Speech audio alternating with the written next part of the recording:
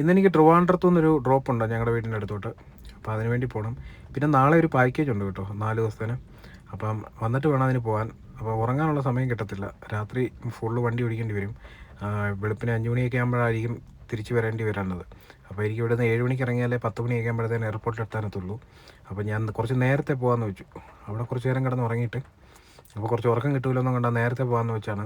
രാവിലെ വണ്ടി കയറിയിട്ട് രാവിലെ തന്നെ വിടാമെന്ന് വെച്ചു. അപ്പം ഞാൻ കുളിച്ച് റെഡി ആയപ്പോഴത്തേന് അപ്പു ഭയങ്കര വഴക്കായിരുന്നു, കൂടെ വരണമെന്ന് പറഞ്ഞ്. അപ്പോൾ അപ്പുവിനെ ആശ്വസിപ്പിക്കുകയാണ് ഇത് കേട്ടോ. പിന്നെ അവൻ കൂളാവും, കുഴപ്പമൊന്നുമില്ല. ഞാൻ റെഡിയായിട്ട് ഇറങ്ങി. നല്ല ചൂടുണ്ടായിരുന്നു കേട്ടോ. അപ്പോൾ ഏകദേശം ഇപ്പോൾ ഒരു 10:30 ആയിട്ടുണ്ട്. നല്ല ചൂടായിരുന്നു. ഇനി പോകുന്ന വഴി കുറച്ച് ഡീസലൊക്കെ അടിക്കണം. ഈ ഓട്ടം കിട്ടിയത് നമ്മുടെ ഒരു മരിച്ചുപോയ ഫ്രണ്ട് ഉണ്ടായിരുന്നു, അജു എന്ന് പറയുന്നത്. അവൻ്റെ കെയർ ഓഫിൽ വന്ന ഓട്ടമാണ് കോവിഡിൻ്റെ സമയത്ത് തൊട്ട്. അത് കഴിയുമ്പം ഫുള്ള് അവരെന്നെയാണ് വിളിച്ചുകൊണ്ടിരുന്നത് കേട്ടോ. ആ സമയത്ത് തൊട്ട് ഇവരുടെ കെയർ ഓഫിൽ കുറേ ഓട്ടങ്ങൾ എനിക്ക് വന്നിട്ടുണ്ട്. അത് അവൻ കാരണമാണ് കേട്ടോ. അവനിപ്പോൾ ഞങ്ങളുടെ കൂടെ ഇല്ല, അവൻ മരിച്ചുപോയി. അങ്ങനെ ഇനിയും നേരെ ട്രിവാൻഡ്രത്തേക്കാണ്. അപ്പോൾ ഇടമണ്ണാണ് ഇത് കേട്ടോ. ഇടമണ്ണ് ഇന്നലെ ഇവിടെ ഞാൻ കാണിച്ചു തന്നല്ലേ, കുറേ കല്ലും മണ്ണും ഒക്കെ ഉണ്ടായിരുന്നു. അതിപ്പോൾ മാറ്റിയിട്ടുണ്ട് കേട്ടോ അവർ. അപ്പോൾ റാന്നി എത്തിയപ്പോഴത്തേന് ഡീസൽ അടിക്കാൻ നിർത്തിയതാണേ. ഇപ്പോൾ എല്ലാ ലെഫ്റ്റ് കാണുന്ന വഴി ശബരിമലയ്ക്കാണ്. ഇത് മലയാളപ്പുഴ ആർച്ചിൻ്റെയാണ്, മലപ്പുഴ അമ്പലത്തിൻ്റെ ആർച്ചാണ് കേട്ടോ. അങ്ങനെ ഞാൻ പത്തനംതിട്ട എത്തി കേട്ടോ. പത്തനംതിട്ട എത്തി. ഭയങ്കര ചൂടായിരുന്നു, ഒരു രക്ഷയില്ലാത്ത ചൂട്. ഇത് ഓമല്ലൂർ അമ്പലമാണേ. അപ്പം കൊട്ടാരക്കര എത്താറായപ്പോഴത്തേന് കൊട്ടാരക്കര കിച്ചണിൽ ഞാൻ ഫുഡ് കഴിക്കാൻ കയറി കേട്ടോ. ഞാൻ ബിരിയാണിയാണ് പറഞ്ഞത്. അങ്ങനെ ഫുഡൊക്കെ കഴിച്ച് പോകുമ്പോഴാണ് ഒരു ട്രാവലർ ആക്സിഡൻ്റ് ആയി കിടക്കുന്നത് കണ്ടത് കേട്ടോ.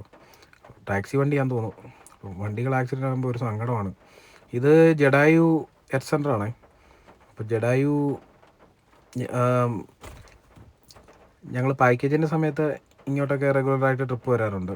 ഇതിപ്പം ഡ്രോപ്പാണേലും ഞങ്ങൾ ട്രിവാൻഡ്രം പോകുന്ന വഴി ചടയമംഗലം വഴിയാണ് പോകുന്നത് കേട്ടോ. 2 വഴിയുണ്ട് ഞങ്ങൾക്ക് പോകാം. ഒന്ന് പത്തനംതിട്ടയിൽ നിന്ന് കുമ്പഴ, കോന്നി, പത്തനാപുരം, പുനലൂർ വഴിയും പോകാം. ഞങ്ങൾ 2 വഴിയും പോകാറുണ്ട്. മറ്റേ വഴി കുറച്ചുകൂടി എളുപ്പമാണ്. ഇത് പിന്നെ കൊട്ടാരക്കര വഴി പോകാമെന്ന് വെച്ചു. കുറച്ച് നാളായി ഇതിലേ പോയിട്ട്. ഈ റൈറ്റിലോട്ട് കാണുന്ന വഴിയാണ് കേട്ടോ ജഡായിലോട്ടുള്ള വഴി. അപ്പം പോകുന്ന വഴിക്ക് വൈകുന്നേരം ആയതുകൊണ്ട് ഒരു ചായ പിടിക്കാമെന്ന് വെച്ചു കേട്ടോ. അപ്പോൾ ഇനി എയർപോർട്ടിലോട്ട് 22 കിലോമീറ്റർ ഉണ്ട് ഏകദേശം ഇനിയും. അപ്പോൾ ഈ പതുക്കെ അങ്ങ് പോവാണ്. ചായ കുടിച്ചു, ക്ഷീണമൊക്കെ മാറ്റി. ഇനിയും നേരെ പോകുന്നത് ഡൊമസ്റ്റിക്കിലാണ് അവർ വരുന്നത് കേട്ടോ. അപ്പോൾ ഡൊമസ്റ്റിക്കിൽ എത്തണം. ഏകദേശം 11:30 കഴിയുമ്പോൾ ഇറങ്ങുമെന്നാണ് എന്നോട് പറഞ്ഞത്. പോകുന്ന വഴിക്കാണ് ഒരു മാവിൻ ചോട്ടി നിർത്തിയാണ്. നിറച്ച് മാങ്ങയായിരുന്നു കേട്ടോ. മാവിൻ ചോട്ടി നിർത്തിയത് വേറെ ഒന്നും കൊണ്ടല്ല, വീണ്ടും ഒരു ചായ കുടിക്കാമെന്ന് വെച്ചാണ് മാവിൻ ചോട്ടി നിർത്തിയത്. അപ്പോൾ ഇവിടെ നിറച്ച് മാങ്ങ ഉണ്ടായി കിടക്കുന്നു. നമ്മുടെ നാട്ടിലൊന്നും ഇത്രയും കയ്യകലത്തിലാണെങ്കിൽ എല്ലാവരും പറിച്ചുകൊണ്ട് പോകും. പക്ഷേ ഇത് അതുപോലെ കിടപ്പുണ്ട്. അപ്പോൾ ഇത് സ്ഥലം വെഞ്ഞാറമൂട് കഴിഞ്ഞുള്ള സ്ഥലമാണേ. വെഞ്ഞാറമൂട് എത്തണ്ട, അതിനിപ്പുറത്തു നിന്നൊരു സ്ഥലമാണ്. അപ്പോൾ ആ പമ്പിൽ കയറി ഞാൻ ഒരു 500 രൂപയ്ക്ക് കൂടെ ഡീസൽ അടിച്ചായിരുന്നു. അതിൻ്റെ ഓപ്പോസിറ്റ് കണ്ട് കടയാണ് ഇത്. അപ്പോൾ ഇവിടുന്ന് ഒരു ചായ കുടിച്ചിട്ടുണ്ട്. അങ്ങനെ ഇവിടുത്തെ കാഴ്ചകളൊക്കെ കണ്ട് കുറച്ച് നേരം ഇങ്ങനെ നിന്നു. വെയിൽ ഇപ്പം കുറവുണ്ട് കേട്ടോ. ഇപ്പോൾ ഏകദേശം ഒരു 5:30-6 മണിയാകാറായി. അങ്ങനെ ഞാൻ കഴക്കൂട്ടം കഴിഞ്ഞ് മുന്നോട്ട് പോവാണ്. വലിയ തിരക്കൊന്നുമില്ല, കാരണം 11:30 ഇറങ്ങിയാൽ മതിയല്ലോ എന്ന് പറഞ്ഞിട്ട് വലിയ തിരക്കൊന്നുമില്ല. പക്ഷേ കഴക്കൂട്ടം കഴിഞ്ഞപ്പോഴത്തേന് ഭയങ്കര ട്രാഫിക്കായിരുന്നു. ഞാൻ ഏകദേശം ലുലുമാളെത്തി. ലുലുമാൾ കഴിഞ്ഞപ്പോഴത്തേന് ട്രാഫിക്ക് ഭയങ്കരമായിരുന്നു. ഒരു രക്ഷയില്ല ട്രാഫിക്ക്. എവിടുന്നോ ട്രാഫിക്ക്.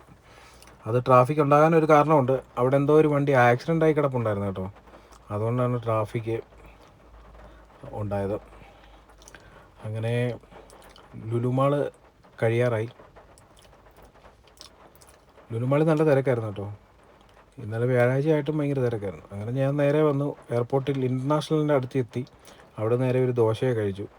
ഇനി നേരെ ഡൊമസ്റ്റിക്കിലേക്ക് പോകണം. ഡൊമസ്റ്റിക് ഇവിടുന്ന് ഏകദേശം ഒരു 4 കിലോമീറ്റർ ഉണ്ട്. അപ്പോൾ ഞാനവിടെ വണ്ടി പാർക്ക് ചെയ്തപ്പോൾ ഒരു ചേട്ടൻ ഇവിടെ ഭയങ്കരമായിട്ട് കിടന്ന് ഉറങ്ങുന്നു കേട്ടോ. അങ്ങനെ ഡൊമസ്റ്റിക്കിലെത്തി, ആളെ പിക്ക് ചെയ്തു. ഇനി നേരെ വീട്ടിലേക്കാണ് പോകുന്നത്. ഇപ്പോൾ സമയം ഫ്ലൈറ്റ് ഡിലേ ആയിരുന്നു കേട്ടോ. ഫ്ലൈറ്റ് ഏകദേശം 12:30 ആയപ്പോഴാണ് ഫ്ലൈറ്റ് എത്തിയത്. അപ്പോൾ അതുകൊണ്ട് ഡിലേ ആയി. അങ്ങനെ ഞങ്ങൾ നാട്ടിലേക്ക് പോവാണ്. നാട്ടിലേക്ക് പോകുന്നു ഏകദേശം ഒരു 4:30-5 മണിയാകുമ്പോൾ എത്തുമെന്ന് വിചാരിക്കുന്നു. അങ്ങനെ പുള്ളിയെ ഡ്രോപ്പ് ചെയ്തിട്ട് ഞാൻ വീട്ടിലേക്ക് പോവാണ്. ഇനി വീട്ടിൽ ചെന്നിട്ട് വേണം ഒരുങ്ങി പോകാൻ വേണ്ടി. അങ്ങനെ രാവിലെ നേരമൊക്കെ വെളുത്തു. ഞാൻ കുളിച്ച് റെഡിയായിട്ട് ഇനിയും കൊച്ചി എയർപോർട്ടിലോട്ടാണ് പോകുന്നത്. പെരുമ്പാവൂർ അടുത്തപ്പോൾ തന്നെ ഡീസൽ അടിക്കാൻ നിർത്തിയാണ്. അങ്ങനെ ഡൊമസ്റ്റിക് എയർപോർട്ട് എത്താറായി. അവർ ഡൊമസ്റ്റിക്കിലാണ് വരുന്നത് കേട്ടോ. അവർ ഹൈദരാബാദിൽ നിന്നുള്ള ആളാണ്. അങ്ങനെ ഗസ്റ്റിനെ എടുത്തു, നേരെ ഹോട്ടലിൽ നിർത്തി ഫുഡ് കഴിക്കാൻ. പിന്നെ ഞാൻ പോയ ഇന്ത്യൻ സ്പൈസസിലേക്കാണ്.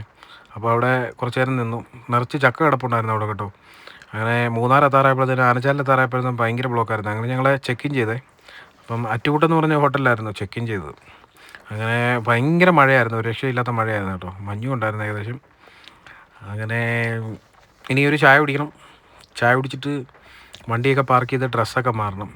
അപ്പോൾ ഇന്നത്തെ ഫുഡ് എനിക്ക് ഗാർഡനിൽ നിന്ന് കിട്ടിയായിരുന്നു കേട്ടോ, ചോറായിരുന്നു. അപ്പം ഇനി ചോറൊക്കെ കഴിച്ചിട്ട് കിടന്നുറങ്ങണം. അപ്പം നാളെ മൂന്നാർ സൈറ്റ് സീയിങ് ആണ്. അപ്പം നാളത്തെ കാഴ്ചകളുമായിട്ട് നാളെ കാണാം. അപ്പോൾ ഇന്നത്തെ വീഡിയോ ഇത്രയേ ഉള്ളൂ. വീഡിയോ ഇഷ്ടപ്പെട്ടാൽ ലൈക്ക് ചെയ്യുക, ഷെയർ ചെയ്യുന്ന കാര്യം പരിഗണിക്കുക.